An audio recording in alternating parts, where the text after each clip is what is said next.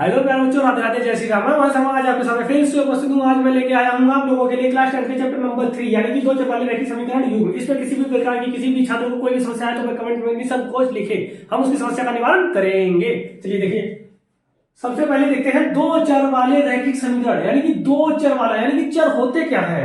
ठीक है, चर होते क्या है। सबसे पहला सवाल हमारा बनता है ये कि चर चर देखिए क्या है। सबसे पहले चर, चर को इंग्लिश में कहते हैं वेरिएबल। क्या कहते हैं? वेरिएबल।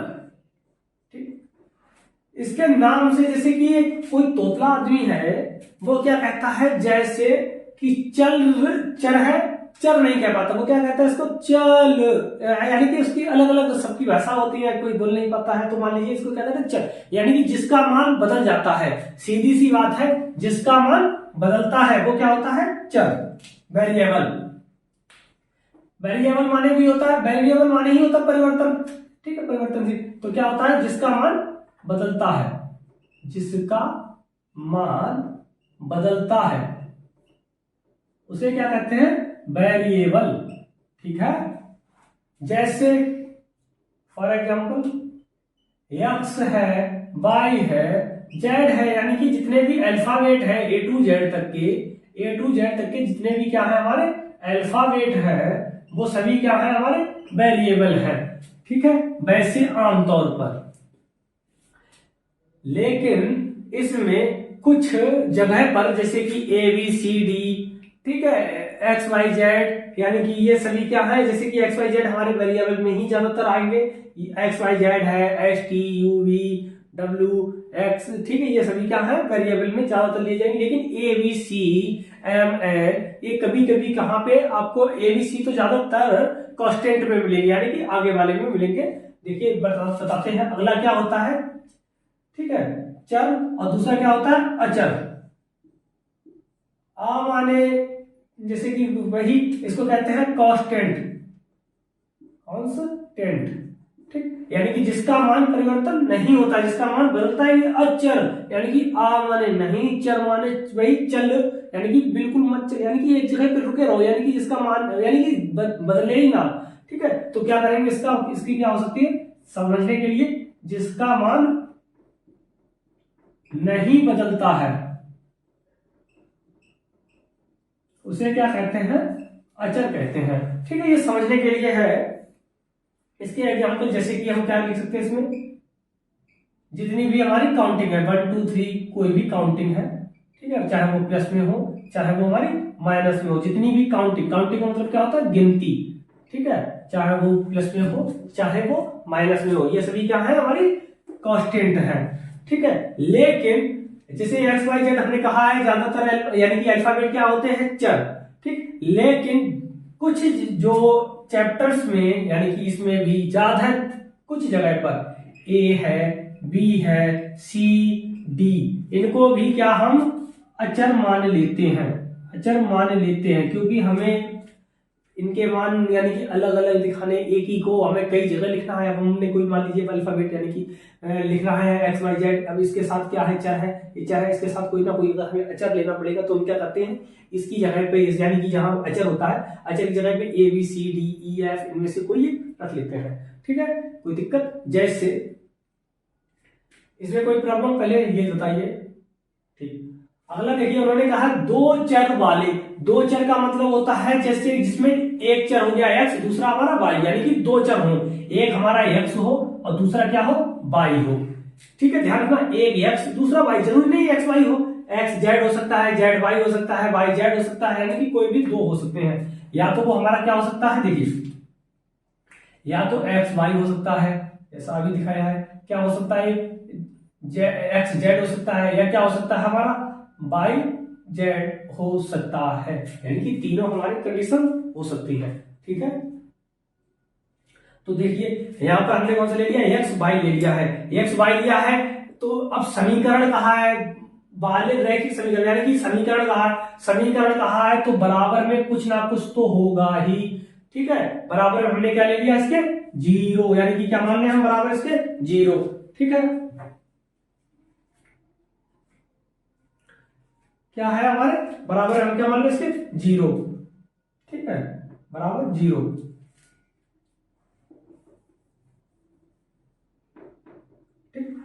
अब देखिए आगे क्या कह रहे हैं, दो चर वाले। अब जब दो चर दिए हैं, जरूरी नहीं, जरूर अब इसके साथ क्या है, अचर भी हो सकते, जरूरी नहीं है ऐसे ही हो। इसमें इधर कहीं देखना आप 2 का गुणा होता है, इधर 3 का, 4 का, 5 का नहीं भी होता है, यानी कैसे ही जुड़े रहते हैं। तो इसको हम क्या मान लेते हैं, ए, और इसके साथ क्या मान लेते हैं, बी, यानी कि अलग अलग मान लेते हैं। ठीक, और प्लस, अब ये जैसे कि बराबर है, बराबर के इधर क्या मान लेते हैं, सी मान लेते हैं। ठीक है, कुछ लोग बराबर मान लेते हैं सी, कुछ क्या करते हैं यहाँ पर प्लस के सी लिख के तब बराबर 0 कर देते हैं। तो हमारा यानी कि बराबर होना चाहिए बीच में। अगर बराबर है तो इसका मतलब है समीकरण है, बराबर है तो क्या हमारा समीकरण है। दो चर वाले, एक चर हमारा कौन सा है, x है, और दूसरा हमारा y है। दो चर भी हमारे इसमें हो गए। ठीक है, अब वाला रैखिक समीकरण। अब ये क्या है, एक रेखा का ही समीकरण। अगर हम इसका चित्र बनाएंगे, हम आपको बनाना भी सिखाएंगे इसको, चित्र को। ठीक है, वैसे तो आपके सिलेबस से काट दिया गया है इस साल, लेकिन हम आपको फिर भी 1-2 सवाल इसके कराएंगे। ठीक है, यानी कि रेखा क्या है, ये समीकरण है, कैसा है, रैखिक समीकरण है, युग्म। यानी कि युग्म का मतलब होता है दो हों। ठीक है, अब युग्म में आ जाइए, पहले क्या था, दो चर वाले, तो दो चर होगा हमारा, एक x और एक y। वाला रैखिक समीकरण, तो रैखिक समीकरण हमने बना लिया, यानी कि बराबर 0 आ गया। अब उन्होंने कह दिया युग्म, युग्म का मतलब होता है पेयर, यानी कि जोड़ा। अब इसमें जोड़ा होना चाहिए, इसका मतलब है दो होने चाहिए। एक हमारा ये आ गया, दूसरा क्या मान ले रहे हैं, ए इसकी जैसा। ठीक है, देखिए क्या मान ले, a x plus b y plus c बराबर 0, ऐसा ही हमने मान लिया। यानी कि ये एक्स एक्स में ही मान लिया, यानी कि ये एक्स वाई में था तो दूसरा हमने एक्स वाई में ही मान लिया, अचर पद सी लिया, अचर पद सी ही ले लिया। लेकिन अब इसको ये कैसे हो गए, एक जैसे। एक जैसे हमारे हो नहीं सकते, यानी कि एक जैसे ही होंगे, हो भी सकते हैं एक जैसे, लेकिन अगर एक ही जैसे हैं सभी तो हो नहीं सकते, कुछ अलग भी होंगे।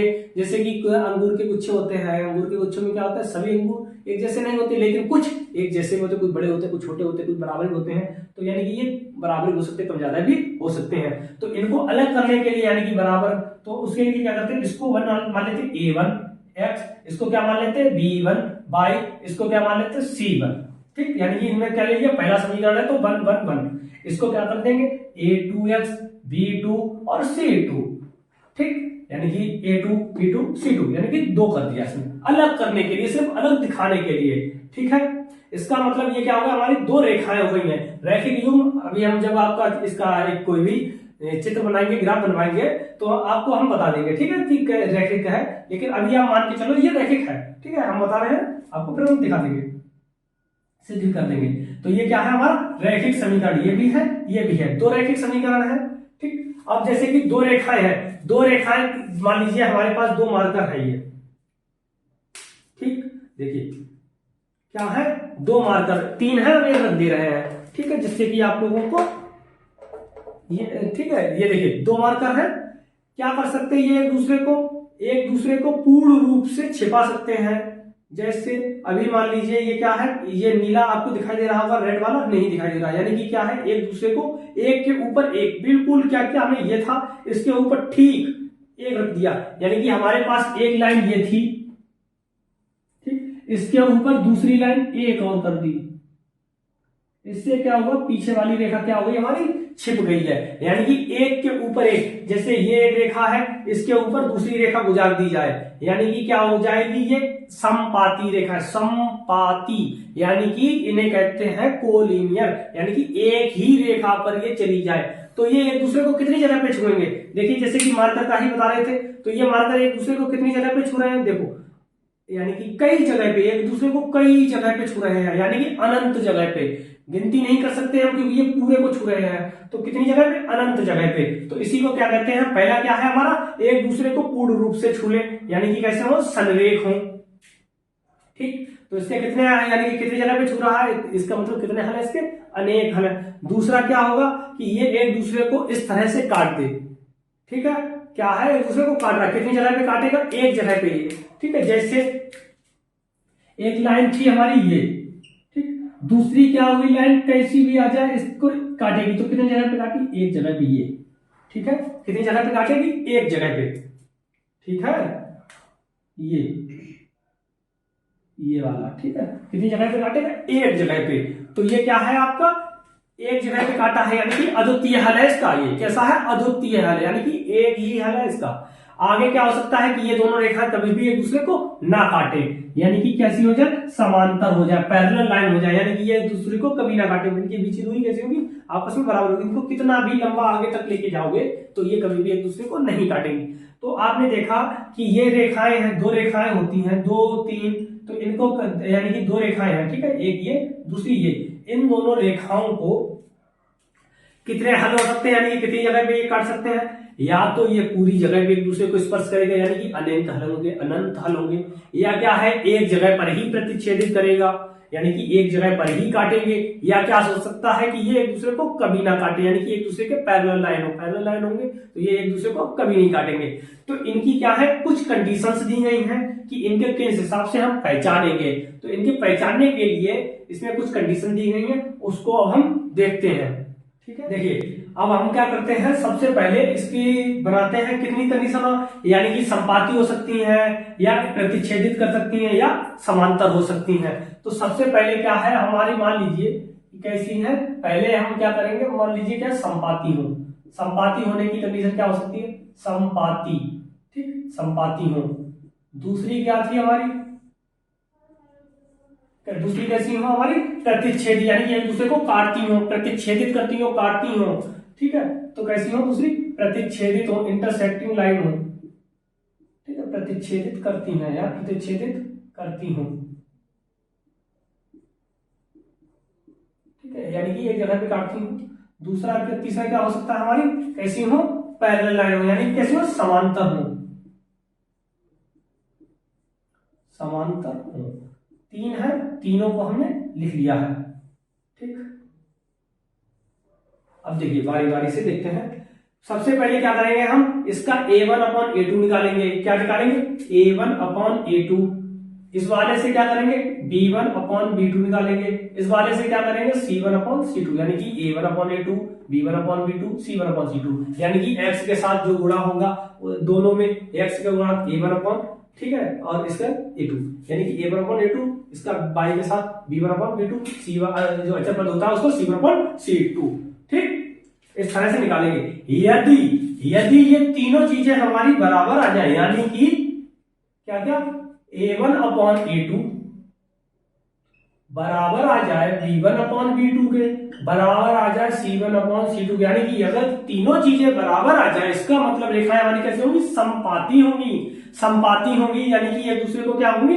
एक के ऊपर एक जाएगी, यानी कि कैसे होंगी? कोलिनियर होंगी। तो इसके कितने हल होंगे? तब इसके अनेक हल होंगे। कितने हल होंगे? अनेक हल होंगे, ठीक है। कितने हल होंगे? अनेक हल होंगे। यदि यही रेखाएं क्या हो, यानी कि a1 अपॉन a2 बराबर ना आए b1 अपॉन b2 के, और c1 अपॉन c2 से कोई मतलब ही नहीं, यानी कि अगर ये दोनों हो सकता है बराबर आ जाए तीनों चीजें, ठीक है, तो क्या हो जाएंगी? अनेक हल होंगे, यानी कि कैसे होंगी? संपाती होंगी। अगर ये एक दूसरे के, यानी कि a1 अपॉन a2 बराबर नहीं आया b1 अपॉन b2 के, तो इसका मतलब है कि इसके कितने हल होंगे? सिर्फ एक हल होगा, ठीक है, यानी कि तब कितना हल होगा? तब इसका एक हल होगा, ठीक, तब इसके एक हल होगा। अब अगर ये समांतर है, यानी कि समांतर के लिए क्या होता है? a1 अपॉन a2 बराबर आ जाए b1 अपॉन b2 के, लेकिन c1 अपॉन c2 हमारा बराबर ना आए, यानी कि a1 अपॉन a2 बराबर आ जाए b1 अपॉन b2 के, और लेकिन c1 अपॉन c2 बराबर ना आए, तब ये रेखा कैसी होगी हमारी? समांतर होंगी। समांतर होंगी तब इसका एक भी हल नहीं होगा, तब इसका एक भी हल नहीं होगा, ठीक, एक भी हल नहीं होगा। तो इसको हम आगे सॉल्व भी नहीं करेंगे, ठीक है, आगे क्वेश्चन को सॉल्व भी नहीं करेंगे। तो हम क्या अगर मान लीजिए सॉल्व कब करेंगे? जब हमारा a1 अपॉन a2 बराबर b1 अपॉन b2 ना आए, यानी कि कितना हल हो? एक हल हो, ठीक है, तो हम हल करेंगे। अगर अनेक हल होंगे तब भी हम इन क्वेश्चन को हल नहीं करेंगे, ठीक है। ये आप लोगों के लिए बहुत ही अच्छा है, बहुत ही लाभदायक है, इनको अच्छी तरह से याद कर लीजिए। इससे आपका चैप्टर नंबर 3 बहुत ही आसानी से हो जाएगा। इसमें किसी भी बच्चे को किसी भी प्रकार की कोई समस्या है तो वह आराम से कमेंट बॉक्स में लिख दे। ठीक है, धन्यवाद, राधे राधे, जय श्री राम।